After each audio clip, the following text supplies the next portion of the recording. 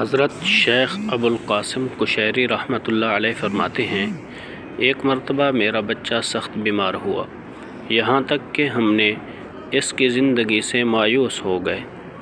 اس دوران میں نے رسول کریم صلی اللہ علیہ وسلم کو خواب میں دیکھا، اور اسی دوران آپ صلی اللہ علیہ وآلہ وسلم کو اپنے بچے کی بیماری کے بارے میں عرض کیا، اور آپ صلی اللہ علیہ وسلم نے ارشاد فرمایا کہ تم آیات شفا سے بے خبر کیوں ہو؟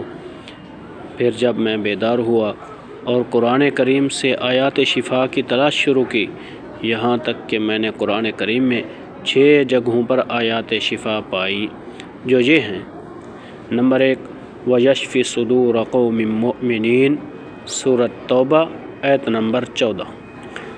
نمبر 2، وَشِفَاءٌ لِمَا فِي الصُّدُورِ سورۃ یونس آیت نمبر 57۔ نمبر 3، شراب مختلف الوانہ فیہ شفاء للناس سورۃ النحل آیت نمبر 69۔ نمبر 4، وَنُنَزِّلُ مِنَ الْقُرْآنِ مَا هُوَ شِفَاءٌ وَرَحْمَةٌ لِلْمُؤْمِنِينَ سورۃ اسراء آیت نمبر 82۔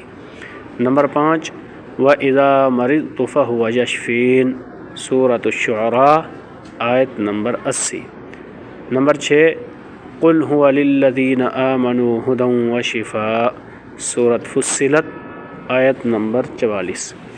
چنانچہ میں نے ان آیات کو لکھا اور پانی میں دھو کر بچے کو پلا دیا، جس سے وہ اتنی جلدی اچھا ہو گیا کہ جیسے اس کے پیروں کے بند کھول دیے گئے ہوں۔